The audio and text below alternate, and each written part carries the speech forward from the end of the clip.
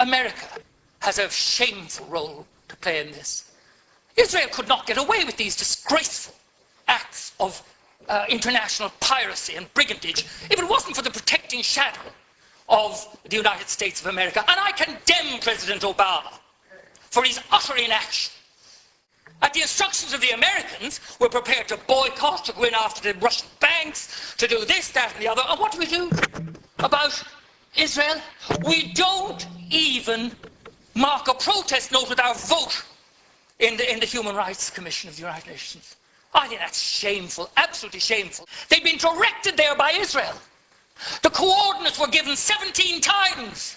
How could anybody claim that they didn't know what they were doing? Israel's policy is shoot first and weep afterwards. Oh, did we hit children? What a terrible tragedy. Nobody believes you anymore. No point in having any kind of an alleged truce that only has one side in it. And it was laughable, the rubbish produced by the Israelis, the Americans and the Egyptians. They didn't consult Hamas. I mean, that is just utter, absolute madness. And Tony Blair was involved in it. My God, that man is shameless, utterly shameless. He should keep his face out of the Middle East after what he and George Bush did. To the fact that Israel has committed war crimes year after year after year. And last year in Gaza, over 2,000 people were killed. Women and children were deliberately targeted by the Israeli government. And Netanyahu gave those orders. I'm 76 and this has been going on since I was a small girl, since I was 8. Children, the disproportionate amount of women and children killed in this situation is a violation of all the spiritual beauty that Judaism stands for. The respect for life, the fact that if you save one life, you save the universe. All this blown out of the window. And blown out of the window, as I saw, by the arrival of 1,200,000 extremely right-wing former citizens of the Soviet Union. I think it's time people told the truth about what people are saying in Israel. For example, Interior Minister Eddie Yishan in 2012 was saying they're going to send the Gaza back to the Middle Ages. Defense Minister Matan Vilnai said they were going to visit the Holocaust on the Palestinians. That's Nazi talk. He's describing himself as a Nazi. And I believe there should be an expulsion of the Israeli ambassador. He has his fingers in his ears all the time, and he just repeats slogans. I believe that the United Nations should accept full and permanent responsibility for the welfare of the people of Gaza. And if that means an international force going in, that's fine. The ESB, to rebuild the only power station in Gaza. I mean, cutting off the electricity to people who are squeezed into this appalling punishment camp. And then cutting back on the food imports and saying, and this is where I say it's Nazi, saying they're placing the people of Palestine on a diet.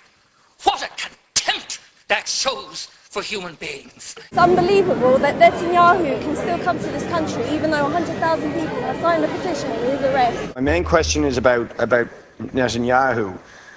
Are you aware of the public statements of Benjamin Netanyahu's government, himself and several leading ministers, where they have stated in the most brutal and cold-blooded terms their belief that it is legitimate to kill Palestinians, including innocent women and children?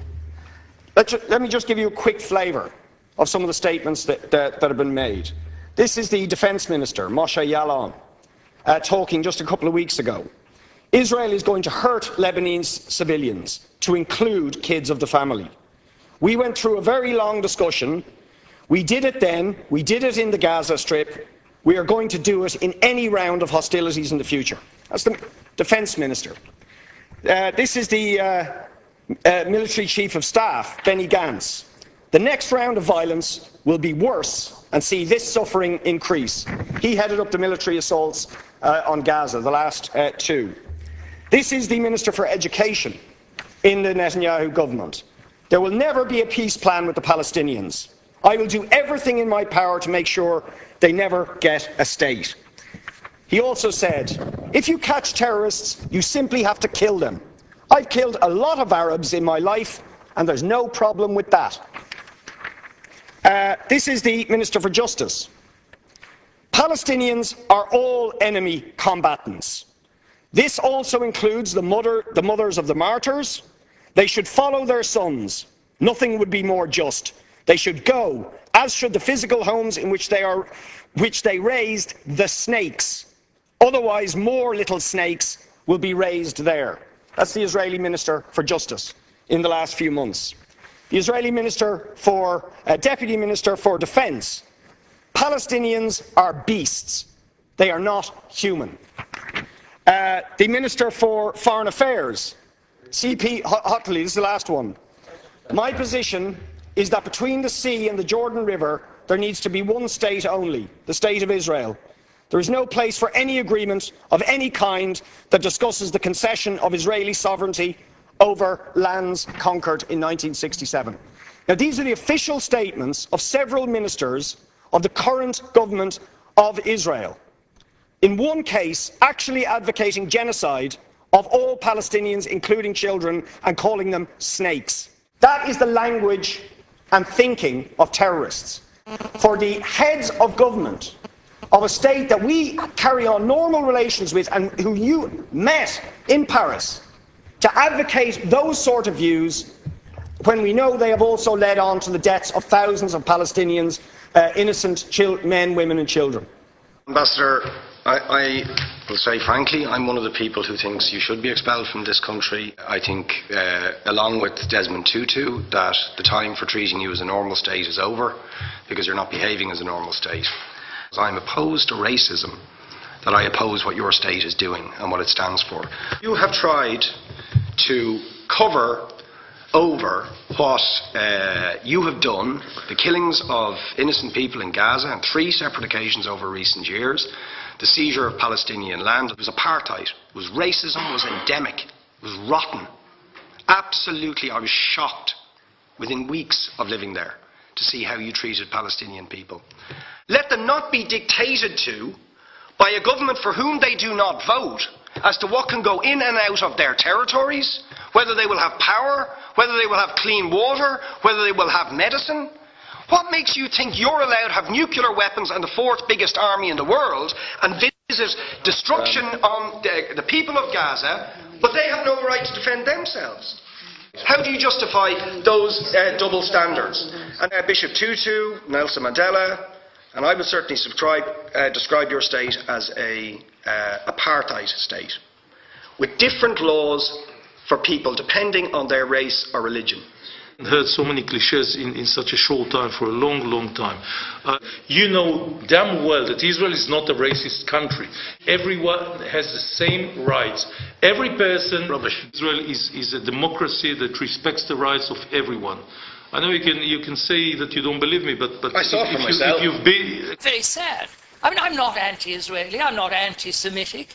I supported the State of Israel. But in the 40 years I've known the State of Israel and sometimes had a home there, I've seen it completely change. It changed from a left-wing, socially directed country to an extreme right-wing regime that is behaving in the most criminal fashion and defying the world and unscrupulously using the Holocaust to justify what they're doing. And it's time that rag was torn away from them.